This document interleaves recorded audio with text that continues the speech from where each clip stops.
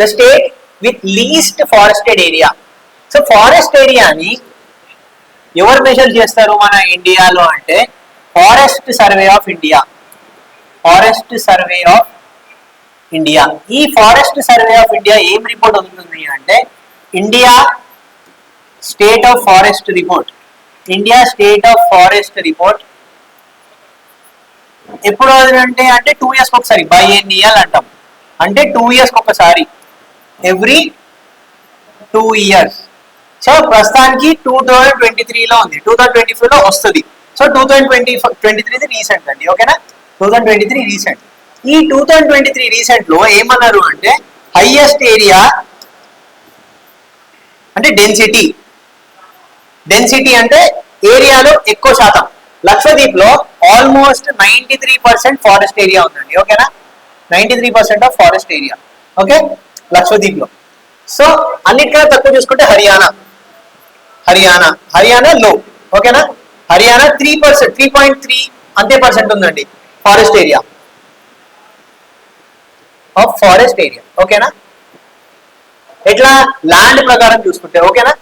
ఒకవేళ మనం highest forest cover normal గా ఎక్కడుంది అనుకుంటే మధ్యప్రదేశ్, ఓకేనా.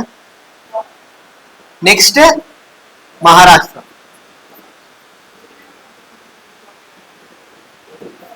ఓకేనా. ఇది అండి, ఇది ఫారెస్ట్ ఏరియా. సో మన answer the state with least forested area is Haryana. ఇవి కూడా అన్ని లీస్ట్ ఫారెస్టెడ్ ఏరియా, బట్ పోల్చుకుంటే అన్నిటికన్నా తక్కువ అంటే హర్యానా. ఎందుకు అంటే హర్యానాలో ఎక్కువ అగ్రికల్చర్ ల్యాండ్ ఉందండి.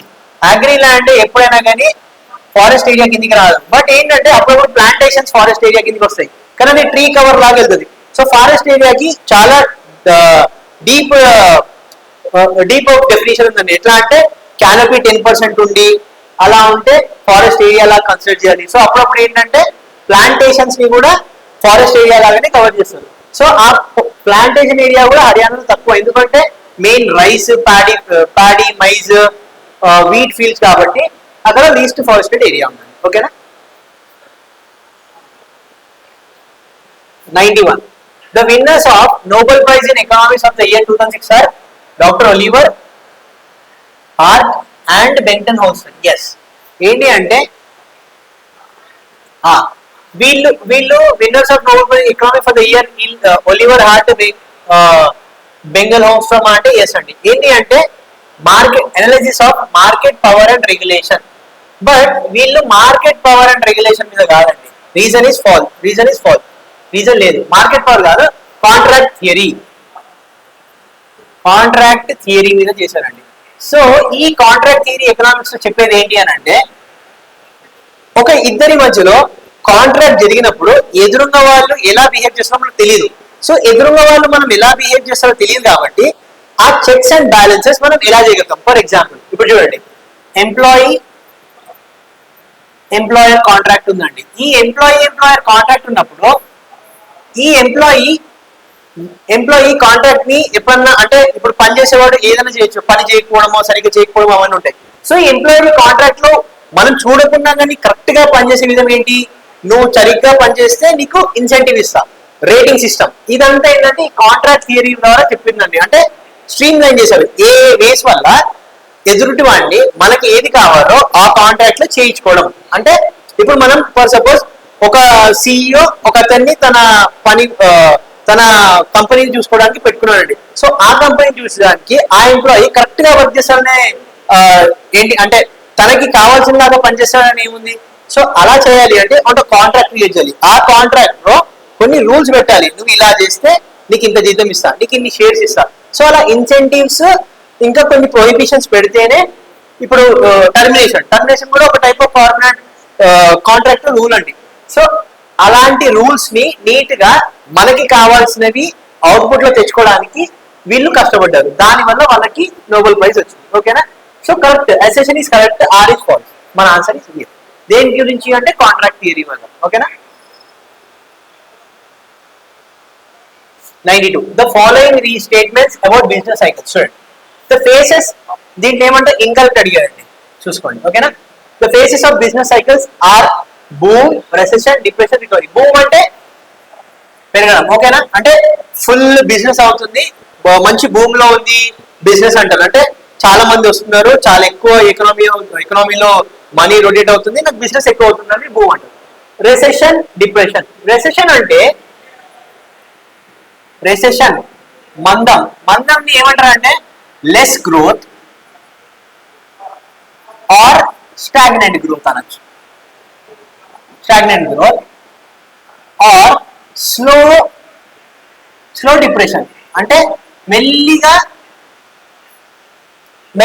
తగ్గుతుంది, అంటే మార్కెట్ లో స్థిరంగానే ఉండిపోవడం, లేకపోతే ఆ పెరుగుదల స్లోగా పెరగడము, లేకపోతే ఇంకా కొంచెం మెల్లిగా దిగడము, ఇది అవుతే రెసెషన్ అంటారు. అంటే ఫర్ సపోజ్ రిసెషన్ ఎప్పుడైనా కానీ లాంగర్ టైంలో ఉండదండి. రెసెషన్ అరే ఇండియాలో రిసెషన్ నడుస్తుంది, యుఎస్ లో రెసెషన్ నడుస్తుంది, 2008 ఫైనాన్షియల్ క్రైసిస్ అయిందా, అది రెసెషన్ అండి. అంటే కొద్ది రోజుల వరకే, ఒక 6 నెలలో, 1 ఇయర్, ఒక 3-4 క్వార్టర్స్ ఉండడం, సో దాన్ని రెసెషన్ అంటారు. ఓకేనా. డిప్రెషన్ అంటే ఆ రెసెషన్ ప్రొలాంగ్ గా, అంటే ఎక్కువ రోజులు, ఒక 1 ఇయర్, 2 ఇయర్స్, 3 ఇయర్స్ అట్లా ఉంటే దాన్ని డిప్రెషన్ అంటాం. సో గ్రేట్ డిప్రెషన్ అంటాం. ఎప్పుడు గ్రేట్ డిప్రెషన్ అమెరికాలో ఆ టైంలో 1930s టైంలో అయిందండి. సో ఇది గ్రేట్ డిప్రెషన్. సో డిప్రెషన్ ఏంటంటే కంటిన్యూస్ గా ఉండడానికి. రిసెషన్ ఎప్పుడైతే కంటిన్యూస్ గా ఎక్కువ రోజులు ఉంటుందో దాన్ని డిప్రెషన్ అంటాం. ఓకేనా. What is recovery? రికవరీ అంటే ఇదన్నీ దాని నుంచి బయటికి వెళ్ళడం. ఓకేనా. చూడండి, ఆర్థిక మాంద్యం రికవరీ. రికవరీ అంటే రికవర్ అవ్వడం. ఓకే.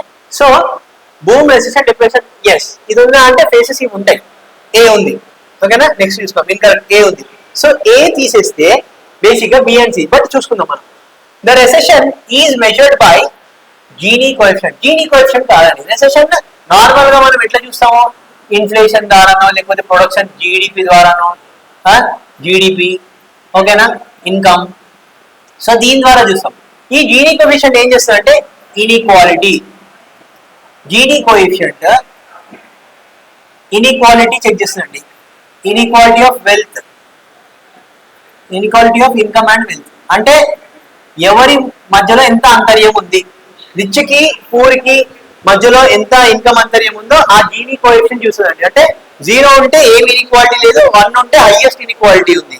సో 0 to 1 లాగా జీనీ కోఎఫిషియంట్ లెక్కేస్తారండి. ఓకేనా.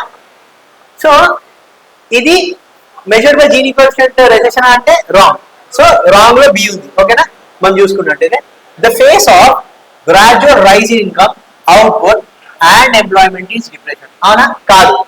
ఇక్కడ చూసుకుంటే ఇది చూడండి, ఇది బూమ్. ఓకేనా. ఎప్పుడైతే ఎంప్లాయ్మెంట్ తగ్గి ఎక్కువ రోజులు రెసెషన్ ఉండి ప్రొలాంగ్ ఉంటుందో అది డిప్రెషన్ అవుతుంది. బట్ ఎంప్లాయ్మెంట్ పెరుగుతుంది, రైజింగ్ గ్రాడ్యువల్ రైజ్ ఇన్కమ్ అవుతుంది, అప్పుడు ఏమంటాము, బూమ్ అంటాం. ఓకేనా. So B and C are wrong. So మన answer B and C incorrect. Okay. 93. Among the following, which one is a pull factor in emigration? Emigration అంటే వలసలు. ఓకేనా. పుల్ లాగే. ఓకేనా. సో ఇమిగ్రేషన్, ఓకేనా. సో ఇమిగ్రేషన్ అంటే అటు వెళ్ళడం, అంటే గోయింగ్ టు అదర్ కంట్రీ. అంటే ఇండియా నుంచి యుఎస్ఏకి వెళ్తే ఓ పర్సన్ ఇండియా నుంచి యుఎస్ఏకి వెళ్ళాలనుకో, ఇతను ఇండియన్ ఇమిగ్రెంట్ అవుతాడు, యుఎస్ లో ఇమిగ్రెంట్ అవుతాడు. ఓకేనా. ఇండియాలో ఇమిగ్రెంట్ అవుతాడు ఇతను, ఇటు వెళ్తే యుఎస్ లో ఇమిగ్రెంట్ అవుతాడు. అవునా.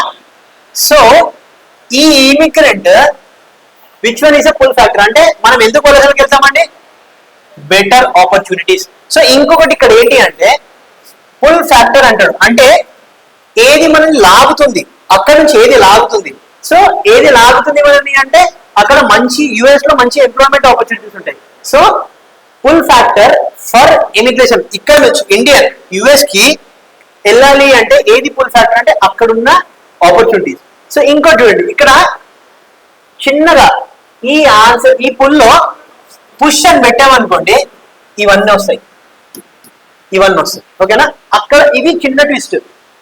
పుష్ ఫ్యాక్టర్ అని పెడితే ఇండియాలో ఇవి అవుతున్నాయి కాబట్టి, అంటే ఇండియాలో పొలిటికల్ ప్రెషర్ ఉంది, షార్టేజ్ ఆఫ్ ఫుడ్ ఉంది, వార్ అవుతుంది కాబట్టి మేము ఎమిగ్రేట్ అయ్యాం, అంటే వేరే కంట్రీకి వెళ్దాం. ఇప్పుడు చూడండి ఆఫ్రికన్ కంట్రీస్ లో ఉన్నారు, చాలా మంది ఎందుకు ఎమిగ్రేట్ అవుతున్నారు, ఫ్రాన్స్ కి ఎందుకు వెళ్తున్నారు అంటే స్టెబిలిటీ లేదండి ఆఫ్రికాలో, ఎక్కడొక్కడ ఏదో ఒక కూసు ఏదో ఒక వార్స్ అవుతున్నాయి. సో అది పుష్ ఫ్యాక్టర్ ఆఫ్ ఇమిగ్రేషన్. ఓకేనా. 36. So foreign state physical quality of life. ఈ ఫిజికల్ క్వాలిటీ ఆఫ్ లైఫ్ ఇది చాలా ఫ్యాక్చువల్ క్వశ్చన్ అండి. సో మనం ఆప్షన్స్ లాగా చూసుకుందాం. ఓకేనా. It is developed by Morris D Morris అంటే ఎస్, ఈయననే చేశాడండి. ఈయన 1970s ఆ టైమ్స్ లో ఈయన ఫిజికల్ క్వాలిటీ ఆఫ్ ఇండెక్స్ ని కనుక్కోండి. ఈ ఫిజికల్ క్వాలిటీ ఆఫ్ ఇండెక్స్ ని కనుక్కొని ఈయన ఏం చేశాడు అంటే indicators of human development. Yes అంటే ఈయన ఏం చేశాడు అంటే బేసిక్ గా జీడిపి ఎక్కువ ఉంది ఒక కంట్రీలో అంటే ఒక ఆ పీపుల్ డెవలప్ అయ్యారు అని కాదు, వేరేవి కూడా మనం లెక్కేయాలి. ఆ వేరేవి ఇవి అంటే ఫిజికల్ క్వాలిటీ, నార్మల్ గా quality of education, health, literacy rate, అవి education, health, quality of life,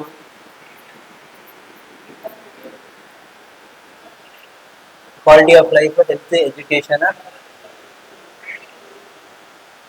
health, education, quality of life, ఇదే అండి. ఓకేనా. Measures of human development, literacy rate. So literacy rate ఇవన్నీ ఎందుకు చూసారంటే చూసుకుంటే ఎడ్యుకేషన్ వల్ల జాబ్ ప్రాస్పెక్టివ్స్ ఎక్కువ ఉంటాయి. సో పవర్టీ నుంచి బయటికి రావచ్చు. ఓకేనా. డెవలప్మెంట్ అవుతుంది. హెల్త్ వల్ల కూడా మనం మంచిగా ఉంటే ఎక్కువ పని చేస్తాం, ఎక్కువ డెవలప్మెంట్ అవుతుంది. క్వాలిటీ ఆఫ్ లైఫ్ మంచిగా ఉంటే ఇవన్నింటినీ quality of life as a broad subject. ఓకేనా. లిటరసీ రేషియో, లిటరసీ ఎక్కువ ఉంది అంటే మనం ఎక్కువ ఎడ్యుకేట్ ఎక్కువ ఏమంటే ఎక్కువ క్వాలిఫై అయి ఉంటాం ఒక జాబ్ కోసం. సో ఆపర్చునిటీస్ ఎక్కువ పెరుగుతాయి. So it is one of the measure to human development. Yes it's parameters are standard of living. ఇక్కడ చూసుకుంటే హెల్త్ అండ్ ఎడ్యుకేషన్ మనం ఆల్రెడీ అనుకున్నాం. హెల్త్ ఎడ్యుకేషన్ వల్ల స్టాండర్డ్ ఆఫ్ లివింగ్ అంటే నువ్వు ఎలా బతుకుతున్నావు అనేది ఆయన చూడలేదండి. అది ఏంటంటే ఏవేవి మెజర్ చేయాలి మనం స్టాండర్డ్ ఆఫ్ లివింగ్ చేయాలి. ఇప్పుడు ఆయన ఈ రోజు ఆయన కార్ కొన్నాడా, ఆయన మంచి లగ్జరీ ఐటమ్స్ యూజ్ చేస్తాడా అనేది కాదండి. సో తినడానికి తిండి, ఒక టైప్ ఆఫ్ ఎడ్యుకేషన్, ఒక లిటరసీ అంటే ఏవైతే మన పావర్టీ నుంచి మన క్వాలిటీ ఆఫ్ లైఫ్ ని బయట తీయగలుగుతారో దాని గురించి మాట్లాడాడు. దాని మన ఒకసారి గ్రో అయిన తర్వాత ఇన్కమ్ వచ్చిన తర్వాత స్టాండర్డ్ ఆఫ్ లివింగ్ ఉంటుందండి. ఓకేనా. సో ఇది కాదు రూట్స్ ఏవి హెల్త్, ఎడ్యుకేషన్, లిటరసీ రేట్. కాబట్టి దీని మీద కాన్సన్ట్రేట్ చేశాడు ఆయన. సో సి తీసేస్తే మన ఆన్సర్ ఏ అండ్ బి అండి. ఓకేనా. కరెక్ట్ అడిగాడు. 95. While calculating GDP gross domestic product, gross domestic product అంటే గ్రాస్ అంటే ఎప్పుడైనా కానీ దీంట్లో కొన్ని ఒక చిక్గా అండి, అంటే కొన్ని క్యాన్సిలేషన్స్ చేయొచ్చు, కొన్ని తీసేయడానికి, కొన్ని ఇంక్లూడ్ చేయడానికి ఉంటాయి. అంటే ఒక బ్రాడ్ లెక్క, నెట్ లెక్క కాకుండా గ్రాస్ అంటే ఎప్పుడైనా కానీ ఒక ఓవరాల్ లెక్క అన్నట్టు చెప్తామండి. So while calculating GDP, income generated by nationals of a country out side the country అంటే ఇతర దేశాల్లో ఉన్న స్వదేశులు కాదు. ఇతర దేశాల్లో ఉన్న స్వదేశాన్ని మనం ఎప్పుడు లెక్కేస్తామంటే జిఎన్పిలో. అంటే మన నేషనల్స్ వేరే నేషన్ లో ఏదైతే కంట్రీలో ఉన్నారో అది లెక్కేయాలంటే గ్రాస్ నేషనల్ ప్రోడక్ట్ అంటామండి. గ్రాస్ డొమెస్టిక్ ప్రోడక్ట్ కాదు. గ్రాస్ డొమెస్టిక్ ప్రోడక్ట్ ఇర్రెస్పెక్టివ్ అంటే మన ఇండియాలో ఆ టైంలో జీడిపి ఇయర్ లో క్యాల్కులేట్ చేసినప్పుడు ఏ దేశస్తులు దాన్ని ఉత్పత్తి చేశారా అనేది కాదు. అంటే ఫర్ సపోజ్ ఐఫోన్ ఉందండి, ఐఫోన్ యాపిల్ వాళ్ళది. యాపిల్ వాళ్ళు ఇండియాలో ఒక లక్ష ఫోన్స్ ని ప్రొడ్యూస్ చేశారు. ఆ లక్ష ఫోన్స్ లో ఇంత ప్రొడక్షన్ అయ్యి ఫైనల్ గుడ్స్, జీడిపి అంటే ఫైనల్ గుడ్స్ అండ్ సర్వీసెస్ అండి. ఓకేనా. So final goods and services market లో ఎంత వదిలేరు, ఒక ఇయర్ లో ఎంత వాల్యూ యాడ్ అయిందో దాని గురించి final goods and services. So ఎన్ని యాపిల్ ఫోన్స్ క్రియేట్ అయ్యి దాని ప్రొడక్షన్ ఎంత, దాని వాల్యూ ఎంత, ఆ వాల్యూ ఇండియాలోనే అయింది కాబట్టి యాపిల్ కూడా జీడిపి కిందే లెక్క వస్తుంది, యాపిల్ ప్రొడక్షన్ కూడా. ఓకేనా. సో జిఎన్పి అన్నప్పుడు యాపిల్ ని మనం బయటికి తీసేస్తాం. చూసుకొని ఎవరైతే ఇండియాలో, ఇప్పుడు ఇండియా టాటా ఉంది, టాటా ఎక్కడ యుఎస్ఏలో ఉంది, యుఎస్ఏలో టాటా ఇండియన్ కాబట్టి యుఎస్ఏలో టాటా ఎంత చేస్తుందో అది గ్రాస్ నేషనల్ ప్రోడక్ట్ వస్తుంది. అంటే మన దగ్గరకు వస్తుంది. మన ఇండియాలో ఉన్న విదేశంలో ఉన్న మన ప్రదేశీయులు ఎవరైతే ఉన్నారో వాళ్ళని 2 తీసి మైనస్ చేస్తే నెట్ ఏదైతే వస్తుందో అది జీడిపి అని. ఓకేనా. So while calculating GDP, income generated by nations of country out side the country taken అంటే లేదు, ఇన్సైడ్ ద కంట్రీలో ఎవరున్నా, విదేశీయులున్నా స్వదేశీయులున్నా జీడిపి అంటే డొమెస్టిక్ ప్రోడక్ట్ ఇండియాలో ఎంత ఉందో అదే స్వదేశంలోనే. సో ఇది రాంగ్ అండి. A is wrong. ఇక్కడ ఏది కరెక్ట్, ఏ వెళ్ళిపోయింది. ఏ వెళ్ళిపోతే బి అండ్ సిఏ ఉంది. చూడం మనం నెక్స్ట్ చూద్దాం. The deduction of the depreciation charges of plant and machinery from GNP. Gross national product అంటే ఏమన్నాం ఇప్పుడు? డొమెస్టిక్ లో విదేశీయులు తీసేసి వేరే కంట్రీలో మన స్వదేశంలో వేరే కంట్రీస్ ఎక్కడ ఉన్నారో వాళ్ళని మన కంట్రీలో ఉన్న స్వదేశీయులు సిటిజన్స్ కలపడం, అది జిఎన్పి. ఈ జిఎన్పి మళ్ళీ నెక్స్ట్ నెట్ నేషనల్ ప్రోడక్ట్, దీన్ని ఎన్ఎన్పి అంటామండి, అవునా? ఇది ఎన్ఎన్పి అయినప్పుడు ఈ ఎన్ఎన్పికి ఇక్కడ నెట్కి ఎక్కడికి వస్తామంటే డెప్రిషియేషన్. డెప్రిషియేషన్ అంటే తరుగుదల. ఎప్పుడైతే మెషిన్ ఉంటుందో ఆ మెషిన్, ఇప్పుడు చూడండి ఫర్ సపోజ్ మీరు కార్ కొన్నారు, ఒక 1 month తర్వాత కార్ అమ్మిద్దాం అనుకున్నారు. కార్ 10 లక్షలు కొన్నప్పుడు మీరు కార్ 10 లక్షలకు వస్తుందా? లేదు, దాన్ని వాల్యూ డెప్రిషియేట్ వస్తుంది, తరుగుదల అవుతుంది. సో 10 లక్షలు కొన్న కారు 8 లక్షలకి అమ్ముతారు. సో అది డెప్రిషియేషన్. సో అది డెప్రిషియేషన్ తీసేస్తేనే నెట్ వస్తుందండి, ఓకేనా? So by deducting the depreciation charge of plant and machinery we get net national product. Yes, B is correct. Average income of the people in a country in a financial year is called per capita. Per capita, per capita అంటే national income divided by total population. So ఇట్లా national income లక్ష రూపాయలు అనుకుంది, 100 మంది ఉన్నారు population, అది divide అయిపోతుంది. So ఒక్కొక్కరికి 1000 రూపాయలు వచ్చినట్టు లెక్క, ఓకేనా? ఒక్కొక్కరికి 1000 రూపాయలు వచ్చినట్టు లెక్క. సో ఇది పర్ క్యాపిటల్ ఇన్కమ్ అంటారు. అంటే ఫైనాన్షియల్ ఇయర్ లో ఒక మనిషి సగటున 1000 రూపాయలు సంపాదిస్తున్నాడు అని అంటారు. సో పర్ క్యాపిటల్ మనకి కరెక్ట్ డెవలప్మెంట్ ఇస్తుందా కంట్రీలో అంటే ఇయ్యదండి. సోషల్ సైడ్ చూస్తే మన పర్ క్యాపిటల్ మనుషుల పావర్టీకి సంబంధం లేదు. అది ఇంతకుముందు మనము ఏదైతే ఎకనామిక్స్ మోడల్లో చూస్తున్నాం, ఆయన ఫిజికల్ పావర్టీ ఇండెక్స్ లో ఆయన దాని గురించే మాట్లాడాడు, ఓకేనా? 96. చూడండి, సేమ్ కాన్సెప్ట్స్ రిపీట్ అవుతూనే ఉన్నాయండి ఈ క్వశ్చన్ పేపర్ లో. సో ఒక్క కాన్సెప్ట్ మీరు గట్టిగా చదివితే 4-5 క్వశ్చన్స్ ఆన్సర్ చేయొచ్చు, ఓకేనా? While calculating GNP, income generated by nationals of a country residing out side of the country is not taken.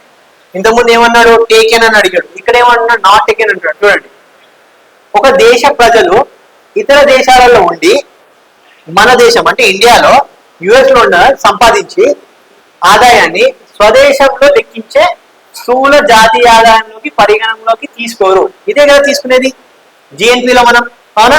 జిఎన్పిలో మనం ఏం తీసుకుంటాం? Income of nationals abroad minus income of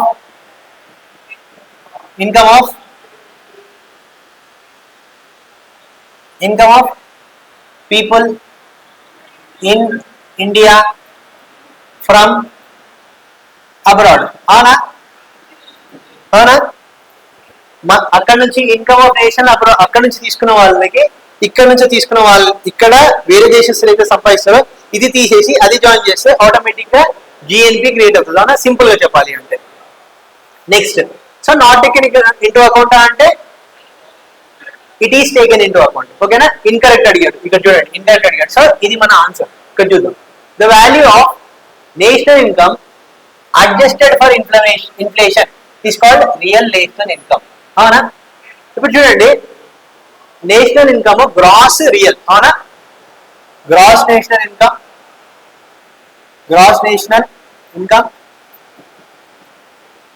real national income. So ఇది మనకి ఇప్పుడు చూడండి, ఇక్కడ ఏమంటున్నాడు? Value of national income adjusted for inflation. Real గా ఇన్ఫ్లేషన్ ని అడ్జస్ట్ చేసి ఏదైతే వస్తుందో అది రియల్. గ్రాస్ ఏంటి? ఇన్ఫ్లేషన్ తో పాటు. ఫర్ సపోజ్ 10 apples 2022లో 20 రూపీస్ అయ్యాయి అంటే 2 రూపీస్ ఈచ్, అవునా? అదే 2023లో 10 apples 30 రూపీస్ అయ్యాయి. ఇదేంటి? ఇది ఎంత? 3 రూపీస్. ఇదే మన ప్రొడక్షన్ అండి. మన వాల్యూ ఏమైనా పెరిగిందా? వాల్యూ ఏం రియల్ ఇన్కమ్ లో ఏం పెరగలేదు. రియల్ నేషనల్ ఇన్కమ్ లో ఏం పెరగలేదు. ఇట్లా ఏం పెరగలేదు, నీకు సేమ్ ఉంది. ఏంటంటే పర్చేసింగ్ పవర్ తగ్గుతుంది ఆటోమేటిక్ గా. చూడండి, ఇక్కడ ప్రొడక్షన్ ఏం అవ్వలేదు, జస్ట్ 10 యాపిలే పెరిగాయి. ఇదే ఈ 10 యాపిల్లో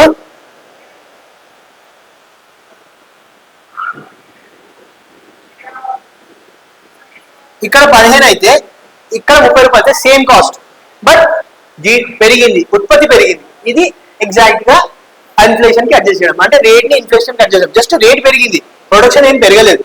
so inflation real income yes అండి, రియల్ ఇన్కమ్ అంటే ఇన్ఫ్లేషన్ తీసేయాలి. ఇది కరెక్ట్. బి తీసేయండి. బి తీసేస్తే మన ఆన్సర్ సి అండి. ఇక్కడ చూద్దాం. The income of individuals at their disposal after paying direct taxes is called real income. Real ఇన్కమే, ఇన్కమ్ రియల్ ఇన్కమే, కానీ దీన్ని ఏమంటారు అంటే డిస్పోజల్ ఇన్కమ్ అని అంటారండి. బేసిక్ గా రియల్ ఇన్కమ్ మీనింగ్ ఏంటి అని అంటే మనము మనకి ఉన్న డబ్బుతోని ఎన్ని ప్రోడక్ట్స్ కొనగలుగుతున్నాం, అంటే మన నిజంగా మన వాల్యూ, మన మనీకి వాల్యూ ఉందా, రియల్ గా వాల్యూ ఉందా. సో అది చెప్పేది రియల్ ఇన్కమ్ అండి. ఓకేనా. డిస్పోజల్ ఇన్కమ్ అంటే మన చేతిలో ఎన్ని డబ్బులు ఉన్నాయి ఖర్చు పెట్టడానికి, ఆ ఖర్చు పెట్టే డబ్బులు వాల్యూ ఏంటి అనేది రియల్ ఇన్కమ్ చెప్తుంది. ఓకేనా. సో మన ఆన్సర్ బి తీసేస్తే సి అండి. ఓకేనా. సి అండి తప్పండి, ఇన్కరెక్ట్. అకార్డింగ్ టు మాల్థూషియన్ అనే ఒక థియరిస్ట్ ఉన్నాడండి. ఆయన ఏం చెప్పాడు, జనాభా సిద్ధాంతం ప్రకారం ఆహార ధాన్యాల్లో సప్లై అంక గణిత శ్రేణిలో పెరుగుతుంది. అంటే supply of food grains increase in arithmetic progression. ఏమడిగాడు, కరెక్ట్ అడిగారు. ఓకే. అరిథమెటిక్ ప్రోగ్రెషన్ అంటే ఏంటండి?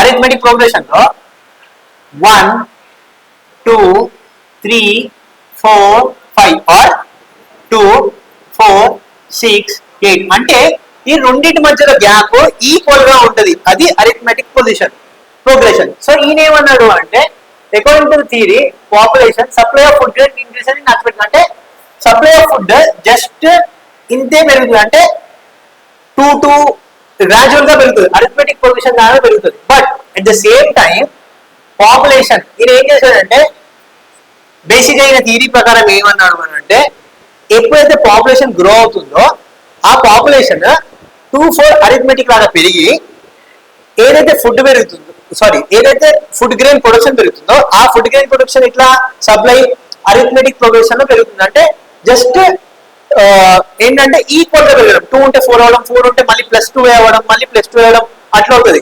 బట్ పాపులేషన్ మాత్రము జామెట్రిక్ ప్రోగ్రెషన్ లో పెరుగుతుంది. అంటే 2 డబుల్ అవుతుంది, 4 డబుల్ అవుతుంది, 2 4 అవుతుంది, 4 8 అవుతుంది, 8 16 అవుతుంది. సో అది జామెట్రిక్ ప్రోగ్రెషన్. సో అప్పుడు ఏమంటున్నానంటే పాపులేషన్ జామెట్రిక్ ప్రోగ్రెషన్ లో పెరుగుతుంది, ఫుడ్ గ్రెయిన్ మాత్రం అరిథమెటిక్ ప్రోగ్రెషన్ లో పెరుగుతుంది. సో పాపులేషన్ ఎక్కువై ఫుడ్ సప్లై తక్కువై ఫెమైన్ వస్తుంది, అంటే కరువు వస్తుంది, ఫ్లడ్స్ రావచ్చు, కొట్లాటలు వార్ జరగచ్చు. దానివల్ల ఏమవుతుంది, అల్టిమేట్ గా పాపులేషన్ తగ్గుతుంది అంటాడు. సో థియరీ ఆఫ్ పాపులేషన్ ఇది ఏంటంటే ఫస్ట్ పాపులేషన్ పెరుగుతుంది బట్ ఫుడ్ సప్లై అంత పెరగదు.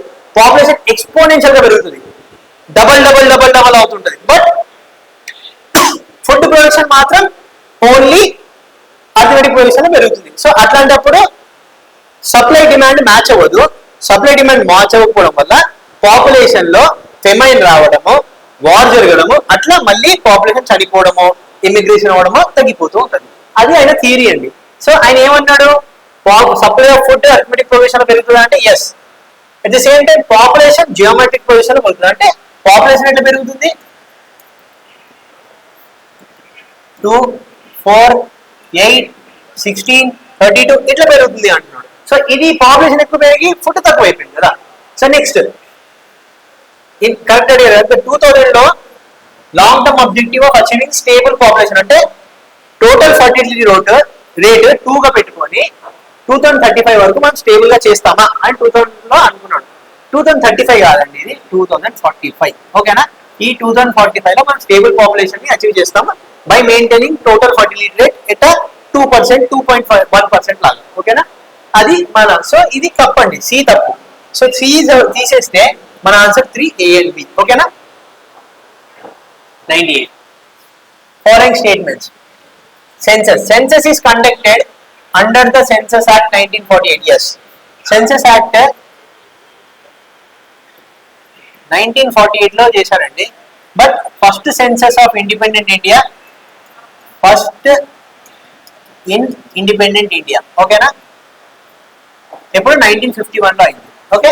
The census is conducted once in every 10 years. Yes, census is decadal అంటే decadal calculation or decadal calculation అంటే ఎవ్రీ డికేడ్ అది మనం లెక్కేస్తామండి. ఏది సెన్సస్ ఎవ్రీ 10 years ఒకసారి చేస్తాం. ఓకేనా? So the 2011 census is the 11th census in the modern India period. Modern India period చూసుకుంటే modern India period అంటే 1951 నుంచి వచ్చింది కదండి. 1951 మనం చూసుకుంటే ఇప్పటి వరకు సెవెంత్ సెన్సస్ అయింది. ఓకేనా? 11 అవ్వలేదు. ఒకవేళ మనము 1881 నుంచి చూసుకుంటే 1881 నుంచి ఎవ్రీ ఇయర్ సెన్సస్ అవుతుంది. 10 years ఎవ్రీ 10 years కి ఒక సెన్సస్ అవుతుంది. సో ఎవ్రీ 10 years అవుతుంది కాబట్టి ఇది లెక్కేసుకుంటే 15 అయ్యాయండి. 15 సెన్సస్ అయినాయి. మోడర్న్ చూసుకుంటే 7 పురాతన ఏన్షియంట్ ఇవి అంటే బ్రిటిష్ టైంలో అవి కూడా ఇండిపెండెంట్ ఇండియా కాకుండా బ్రిటిష్ టైంలో చూసుకుంటే మొత్తం 15 సెన్సస్. సో మన ఆన్సర్ కరెక్ట్ స్టేట్మెంట్ అడిగారు, ఇది రాంగ్ అండి. So A and B 1 is our answer. ఓకేనా? సో ఫస్ట్ పాపులేషన్ సెన్సస్ చూసుకుంటే 1871 లో అయింది, కానీ సెన్సస్ స్టార్ట్ అయింది 1881 నుంచి అండి. ఓకేనా?